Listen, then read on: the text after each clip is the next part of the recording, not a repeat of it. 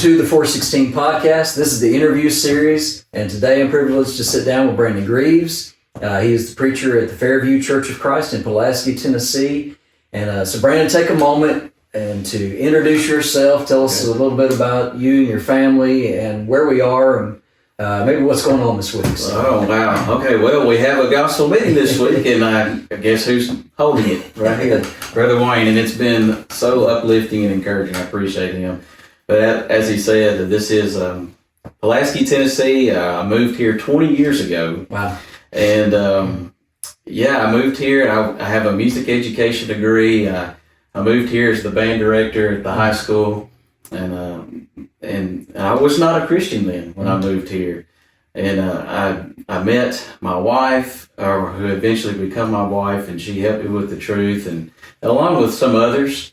And I obeyed the gospel a year after I moved to Pulaski. So this is a special town for me. This is, I consider it my hometown. Yeah.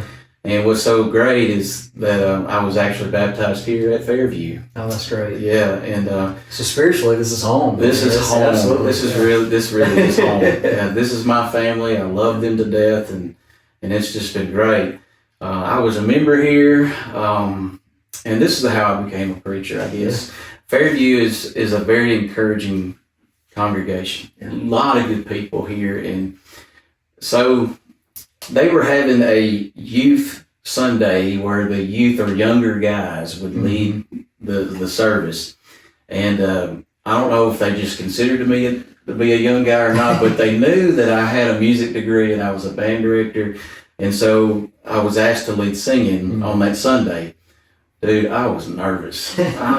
I'm used to, because like I said, I wasn't a Christian. I'm used to services where I played my instrument or I went everywhere else, a cappella singing. I just was not a vocalist. But anyway, I practiced all week about it.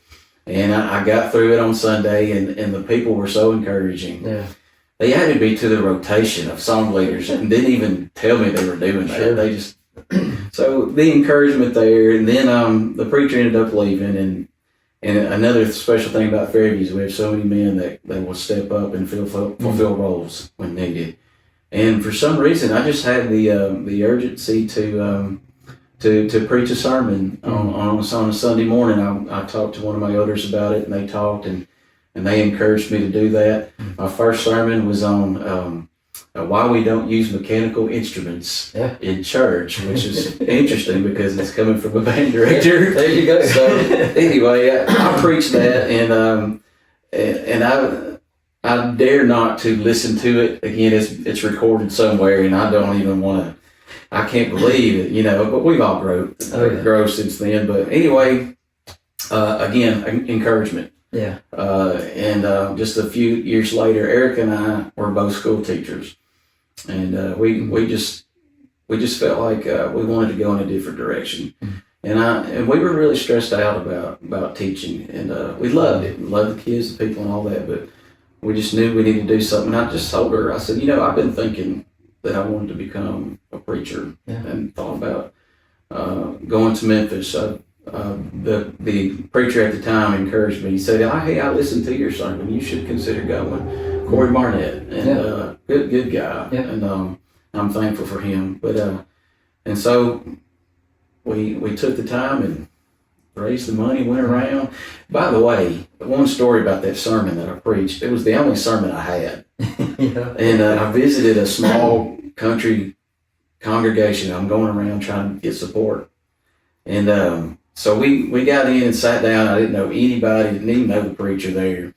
But anyway, he come up to me. I guess he knew what I was doing, but he goes, "Do you want to preach the gospel hour or the worship hour, or do you want to teach the Bible class hour?" And I'm like, "What are you talking about?" I wasn't prepared at all. and so I thought, let's wait till the worship hour, give me another hour to collect my thoughts or whatnot. Sure. But I had my iPad with me. Yeah. And it had that sermon on there.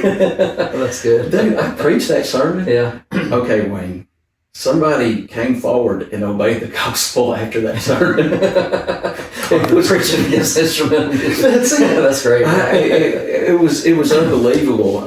And I think He was the first person I baptized. They didn't even have a baptistry in this church. We had to go to another Church of Christ to baptize this individual. Well, that's great. So it was what an experience. Yeah, man. You get thrown in the fire. That's it. And luckily everything went smoothly.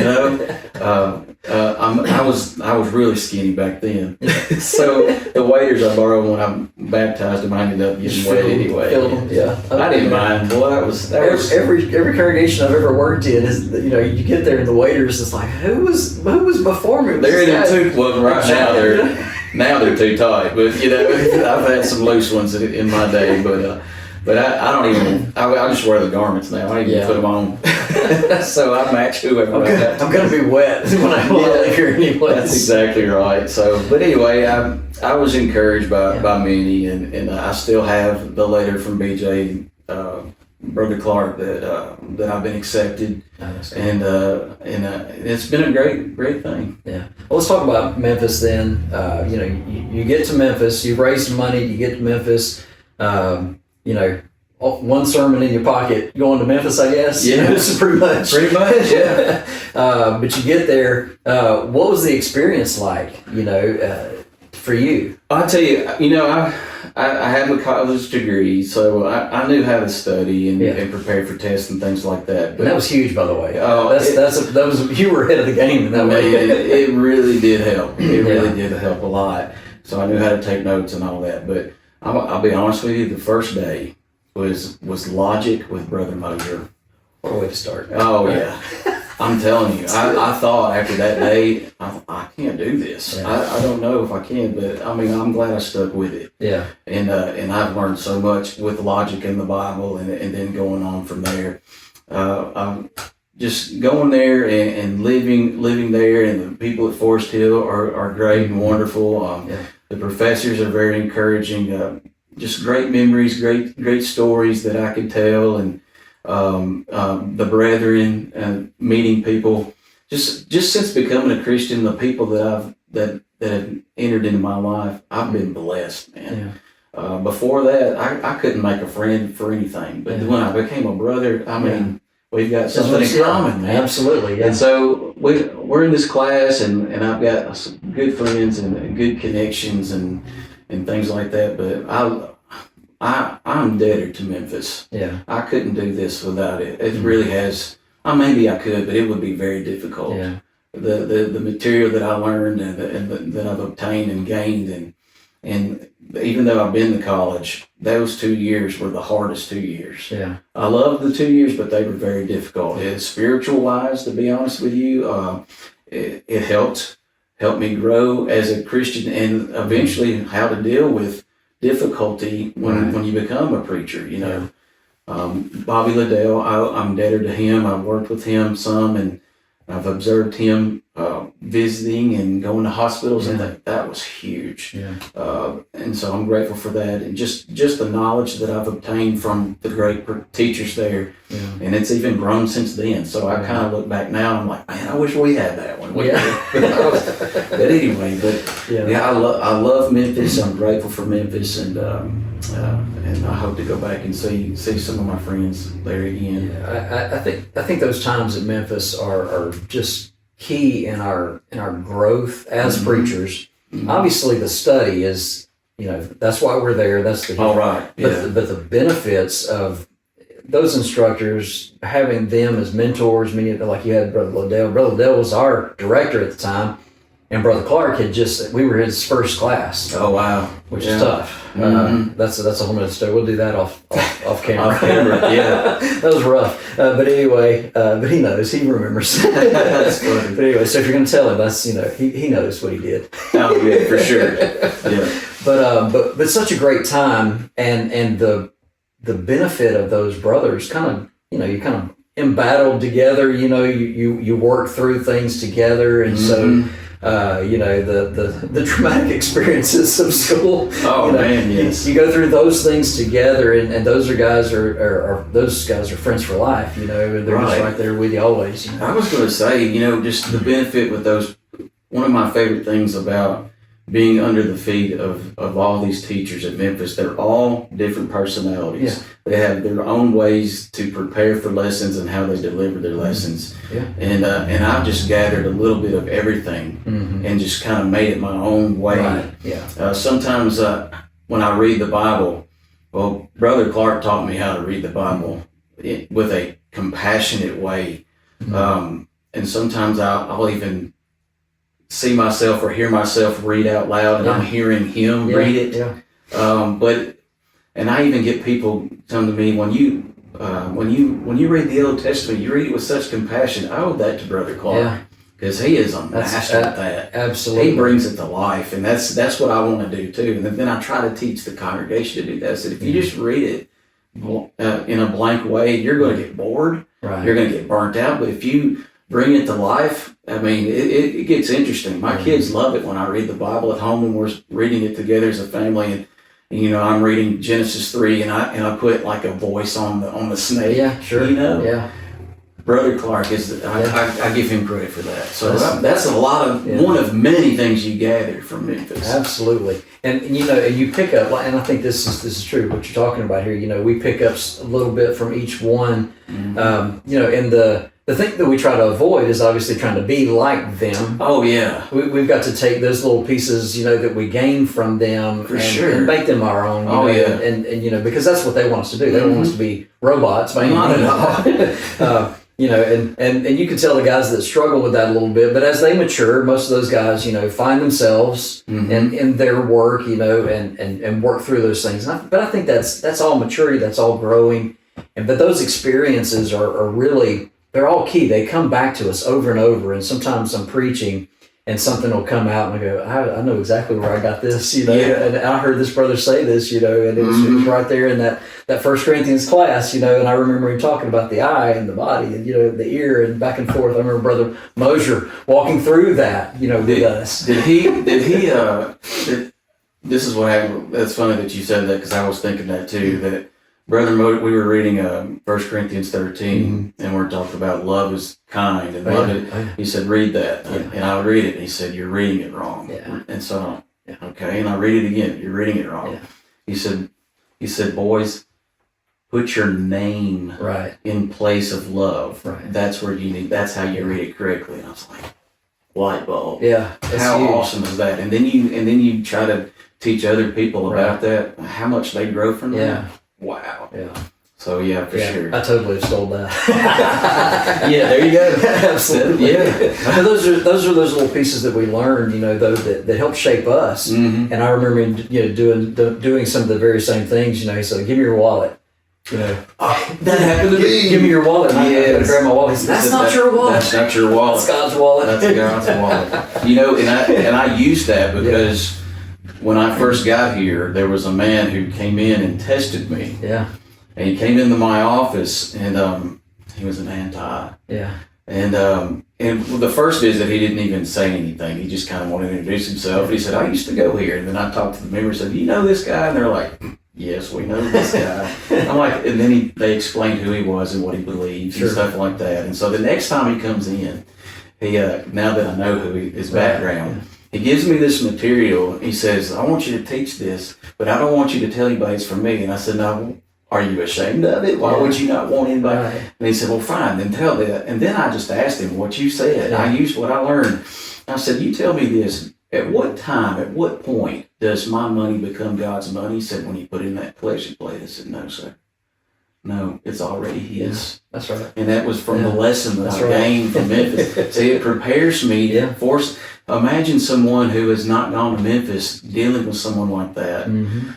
I mean, they could be tossed to and fro, would not know how to respond or anything like that. And that was so beneficial to have that lesson that day. Yeah, it really did help me. And I think the same thing is true because I was in Florida before coming to school. I had preached 11 years before going, and had been down in Florida, and there's just so many anti-congregations down in Florida because Florida Bible College is down there, and they send out those guys just to fill every little pulpit. Of all these little divided congregations all over these counties in Florida, and to give them opportunities. And so much like every every student does the circuit in Arkansas and Mississippi, northern Mississippi, filling all those little pulpits, right? Right. And so very, very similarly. But anyway, so I encountered a lot of antiism, when I was down there, and it was always a struggle, and so that was something that I really had to study hard. But when I got to Memphis, those things really, when they would come out in scripture, I was able to put that together. I was like, oh, I wish I'd had this so much. I had all this so many years ago, when I was dealing with this. But I'm definitely thankful, and I'm glad, in your time there. And of course, you were there with good friends of ours, with Ted and Kathy, and so that was, one of your classmates, I know. So he was 1 year below me, and when they moved across the breezeway.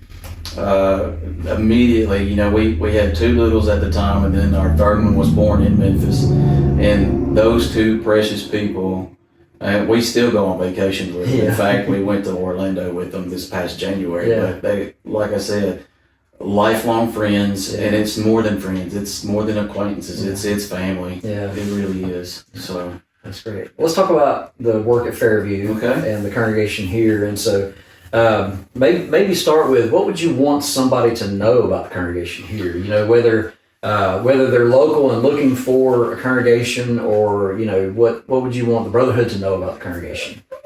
Fairview is a special place. It really, really is. It is a family-like atmosphere. And what I mean by that is that they are family. Mm-hmm. They always want to be right. That's first and foremost. Yeah. And they're patient. And I'm proof of that. As a young preacher coming in here, I've been here 10 years. Yeah. And so I've been here a little bit after I graduated from Memphis, and it just worked out to where I could come back home. Yeah. And, there's some things that I've said, and because when you get out of Memphis, you're going 99 miles an hour. That's right. And they're not. And they're not. Now, they're up there, and they're sound, and they know better. Yeah. But I would say some things, because we'd have our professors in our mind, and we're trying to repeat some things and whatnot, and it's not bad. It's not necessarily. It's just how you present it. Yeah. Gotta slow down a little bit. That's right. And so, but they're patient with me. Yeah. They would come to me alone, and talk to me, and we'd have a great discussion, and we would grow closer together after that. And that's the majority of the people. Yeah. The great thing about Fairview is the people here. They just want to be right. They're laid back, they're understanding, they are patient, loving, and kind. And what's so great about Fairview is, like, I will encounter somebody in this town, and the inevitable question, who are you, what do you do? And I say, I'm a preacher at Fairview. And I always mostly get this, I know Fairview, so-and-so goes there. Yeah. And so I'm like, the next thing I say was, I know they'd be tickled pink if you showed up on Sunday, and there they are, because they're faithful, they're there. So that's it. And one thing I wish Fairview would see, and no congregation's perfect, but Fairview, I unfairly compared other congregations to Fairview, but their potential, I want them to see themselves as God sees them, because if they make such an impact where people know people, they always say something positive about people here. Yeah. If they knew, that means they're influential, for one, but if they knew that, I would go to that person and say, hey, I talked to somebody, I met somebody, and they mentioned your name. Yeah. I wanted them to see right then and there, that's an opportunity, that God has given a potential opportunity to perhaps reach somebody. Right.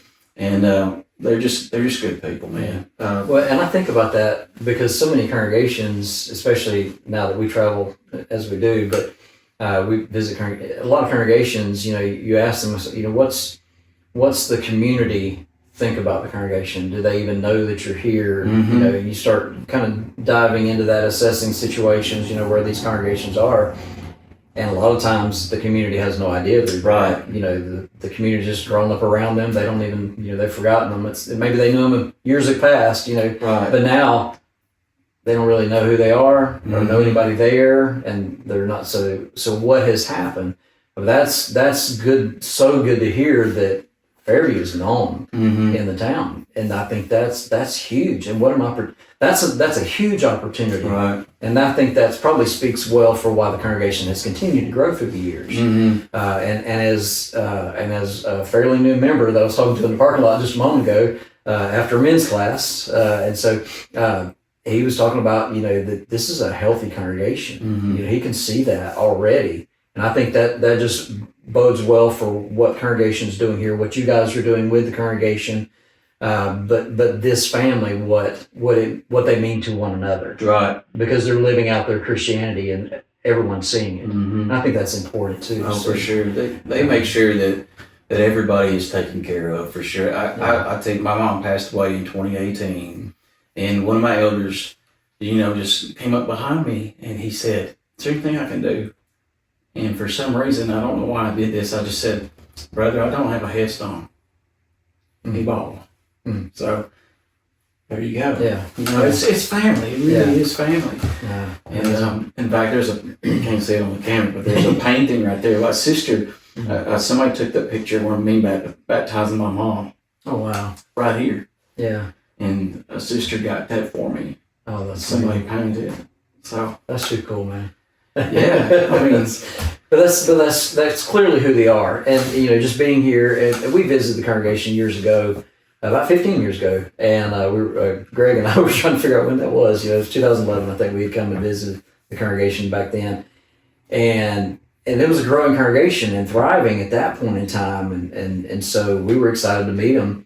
And to see them so many years later, continuing to grow, that same atmosphere, that same family atmosphere is here. They've always been that, and so that is something that is just such a characteristic that's hard to find in so many places. And right, that's what makes this unique. Because I've seen this congregation go through 2 preacher changes, and usually when there's a preacher change, there's some kind of setback. Sure, not this congregation. It has been.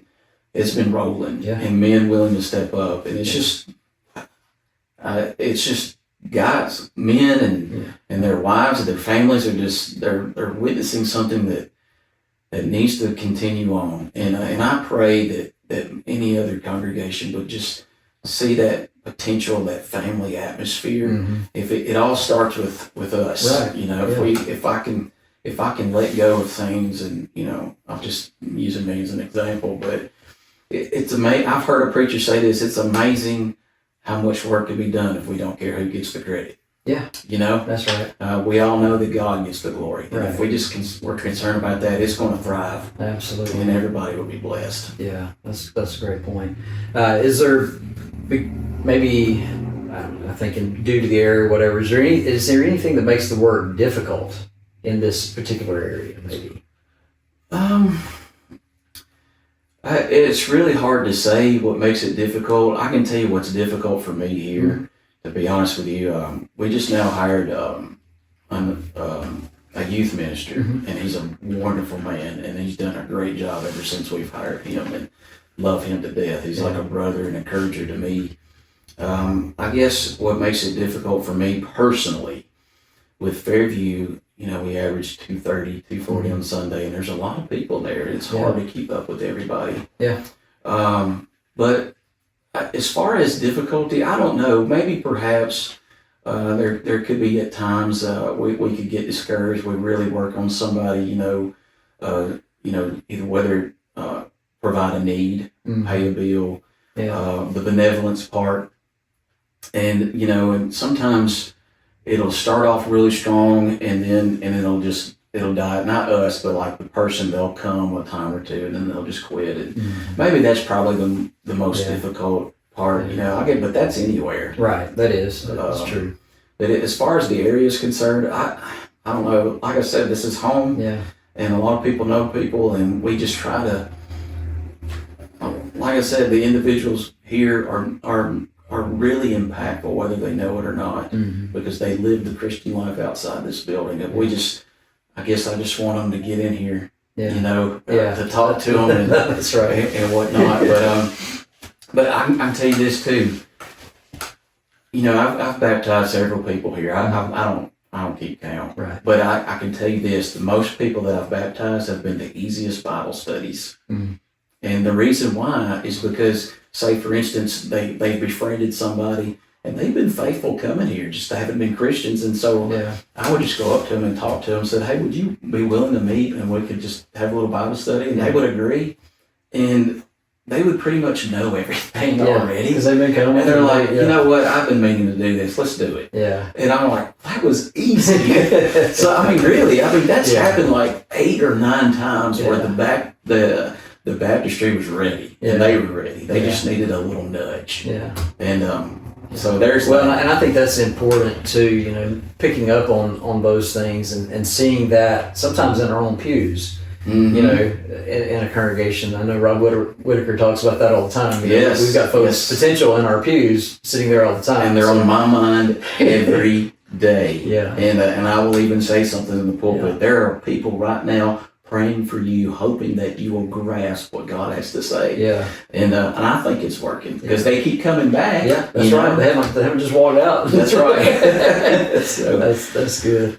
So in our work especially, Cindy and I, we always try to ask the question about, because the life of a preacher, can have its ups and downs. The life of a Christian can be difficult. I preached that this week. But what I guess our question is really what keeps you going? What keeps you encouraged in doing the work? Is there something specific that you can think of that might help someone else that might be watching?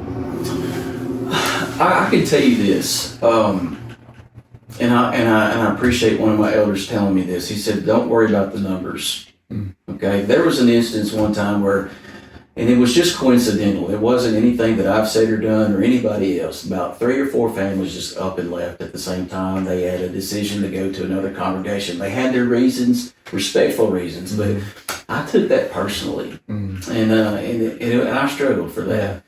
But then I was encouraged by not worrying about the numbers. Just keep doing what you're doing. Yeah. My wife is my rock. She is my helpmate, and she has kept me going. Yeah. The people here, they've encouraged me and continue to encourage, and the thought of disappointing either my wife or the people here is what keeps me going. Yeah. And so I kept going, and man, families have come who have not been Christians. Yeah. Obeyed the gospel, and we've got more families here. We've got more babies here to replace those who had left. Sure.